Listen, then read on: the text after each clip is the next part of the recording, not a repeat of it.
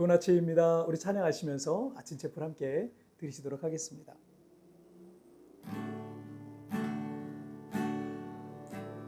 예수 하나님의 공의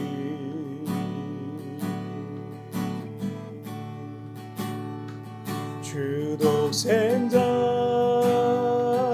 그의 나라 임하시네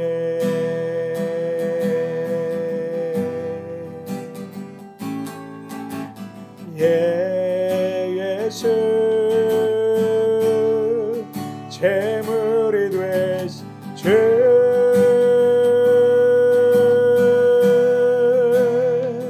영광 중에 그의 나라 임하시네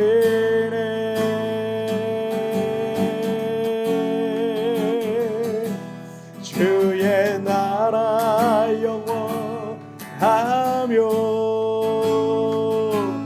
그의 영광 무궁하리 왕의 그 영광 능력이 이제 임하였으니 주의 주권과 주의 통치와 주의 나라 힘과 권세 임하네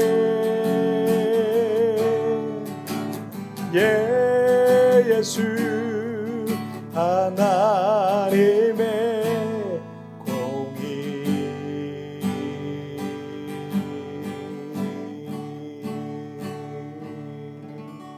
아멘.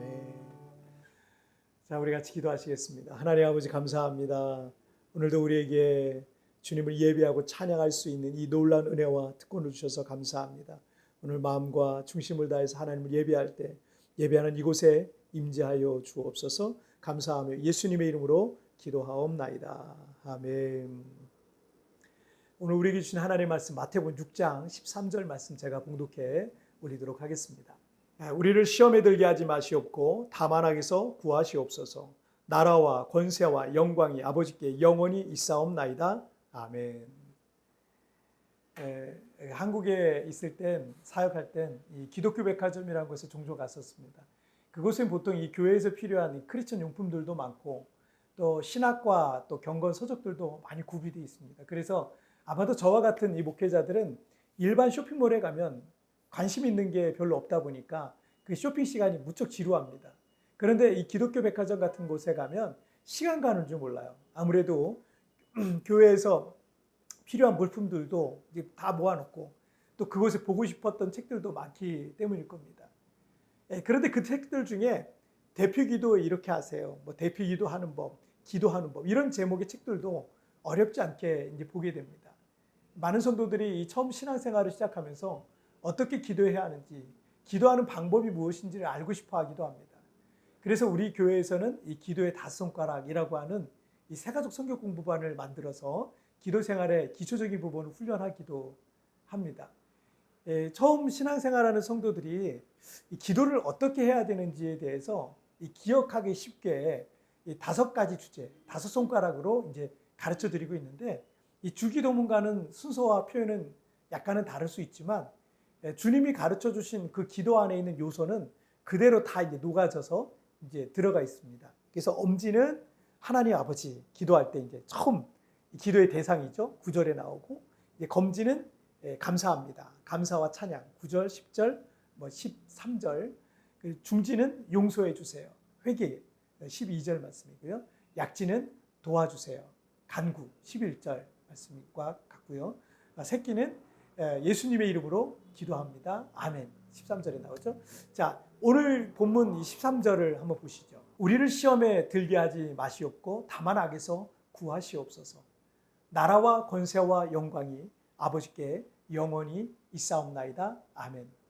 13절의 이 하반절인 나라와 권세와 영광이 아버지께 영원히 있사옵나이다.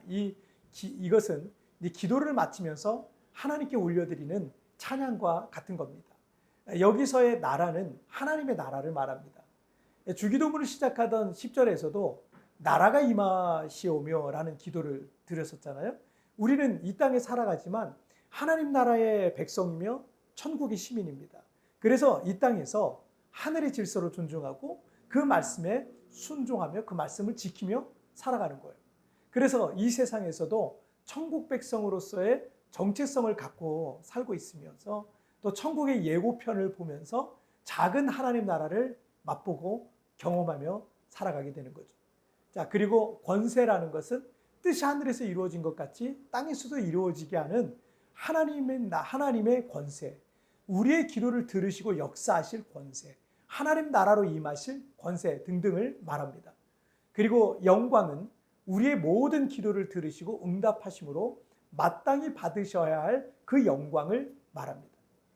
주님이 가르쳐 주신 이 기도를 보면 중간에 우리의 필요를 구하는 내용과 죄사함에 대한 내용과 시험과 죄악에서 보호해 주시기를 구하는 내용이 있고, 처음과 마지막은 하나님을 바라보면서 찬양하는 구조로 되어 있는 거예요. 종교개혁자인 이 장깔뱅은 이 부분을 이렇게 정리를 하고 있어요.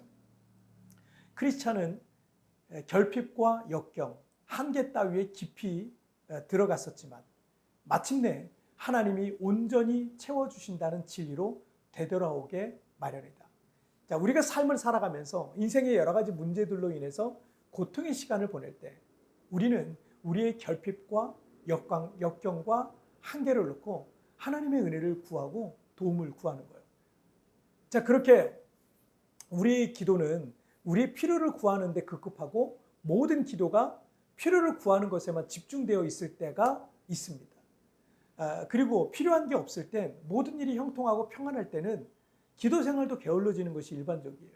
하지만 어떤 상황과 조건 속에서도 하나님을 바라보면서 하나님을 예배하는 사람들은요, 마침내 온전한 것들로 채워주신다는 것을 깨닫게 되는 거예요. 그러니까 하나님을 구하는 사람일수록, 하나님을 많이 구하는 사람일수록 하늘로부터 온전한 것들이 채워진다는 거예요. 작년에 우리 교회에 갑작스럽게 벌어진 이 성전 이전에 관한 어려운 문제 앞에서 하나님께서는 저와 우리 교회 공동체에 40일 기도를 5번 하라는 도전을 주셨어요. 그래서 작년부터 40일 기도를 계속하고 있는데, 그렇게 특별 기도회를 앞두고 저는 항상 붙들어야 될 주제를 주님께 구합니다. 발등에 떨어진 불은 성전 이전에 관한 문제를 앞두고 있으니까 그런 주제로 특별 기도회를 해야 당연했습니다. 그런데 1차 때는 기도의 제물이 되자라는 것이었고, 2차 때는 하나님이 찾으시는 예배자라는 거였고, 3차 때는 하나님이 찾으시는 예배자 2 이렇게 또 반복해서 했고요.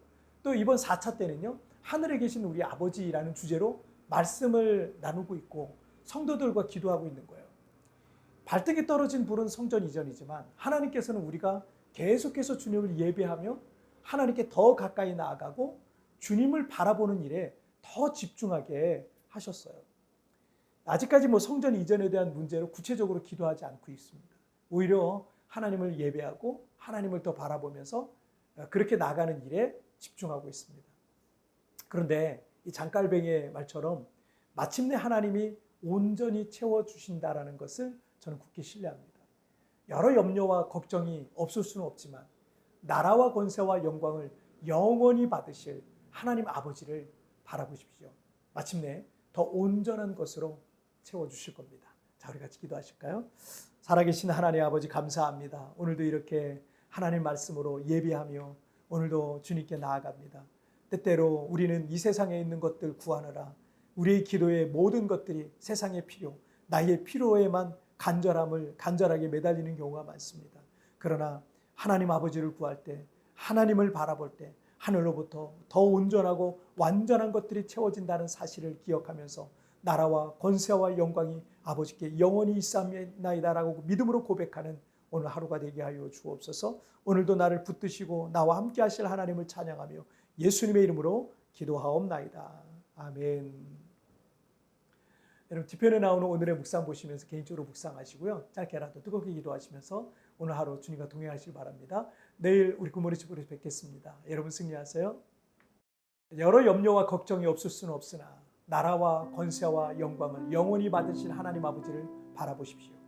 마침내 더 온전한 것으로 채워 주실 것입니다. 더 온전한 것으로 채워 주실 하나님을 바라보며 묵상합시다.